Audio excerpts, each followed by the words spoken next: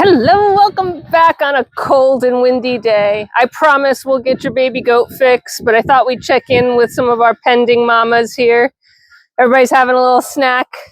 I had to bring them closer to the barn. I have our vet coming today.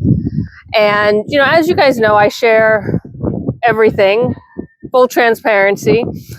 And, we have this one little baby goat who has got a sore leg. And while it has improved significantly, it hasn't improved to the point that I want it to, nor to the point where I would feel comfortable with him going to a new home, as is, without it being checked. So our vet's coming out today, which means this might be a very quick video, not to mention the fact that it's super, super windy. So I'm going to head into the barn when we talk. And she's gonna, take a look at them, probably do some x-rays. Here's our baby goats. We'll just look in at the stall. How's everybody doing? What's happening? Everybody's nice and toasty in here. No wind in this place. So you can see he's actually the one that's standing on his back legs eating hay. So he's using his leg. He is pretty content on it. To my best of my ability, he's not in pain. That doesn't mean it's perfect, but we do try and manage that. He's just still favoring it enough that it's impacting his gait just a hair. And to me, that makes a difference, right? Is it going to impact his life? Absolutely not. But should he be perfect? Of course. And if we can get him that way, we want him to get that way. Instead of you see it, he kind of pulls it up a little bit and then walks on it. And you've seen him jump and play, so he uses it. I just want to have it checked.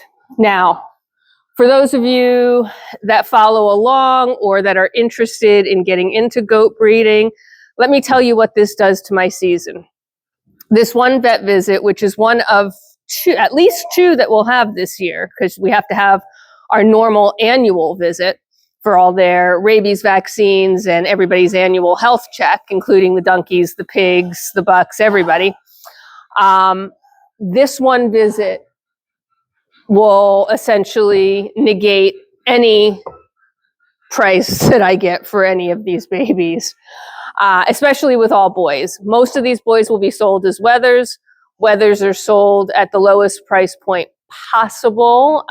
It's certainly, still an expensive prospect, to be honest, but it's as low as I can get them without them being, market animals, right? Like, you buy a goat for $100, you're getting a market animal. You're getting an animal that doesn't have a breeding pedigree. You're getting an animal that doesn't have any background. Could be a fantastic, wonderful animal and live a long, healthy life, or could be sickly and, not be well at all for the rest of its life. You just never know.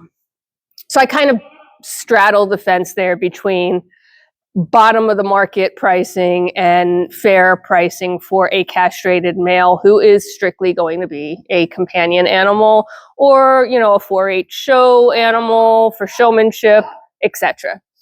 So I have 5 boys and 1 girl. The girls are worth a bit more, but with the current crop, again, 1 vet visit with x-rays and it doesn't matter what I sell them at. We're done for the year. And that's okay. I don't do this to become a millionaire. If I did, this is not how it would happen. What are you doing down there, little one? You're so funny. Ren's little guys are recovering from their disbudding, and they are having a snack as well with mom. So that's nice to see.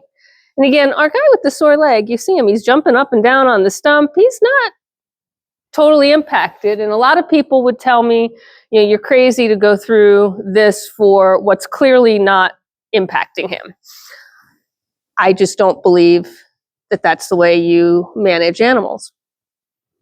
So we are having the vet come out. It is considered an emergency visit, which unfortunately is just how it is when you can't pre-plan.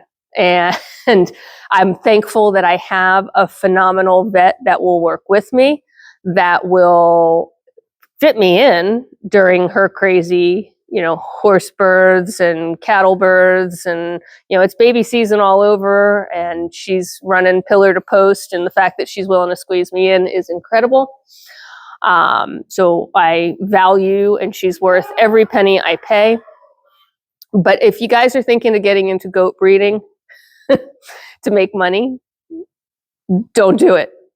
Even on the years where I don't have any vet bills for the babies, even on the years where, everything's perfect and I have a 50-50 mix of girls and boys, or even more girls than boys, which is always the ideal when you're a goat breeder.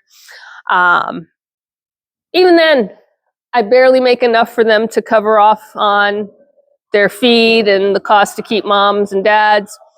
So my vet has arrived.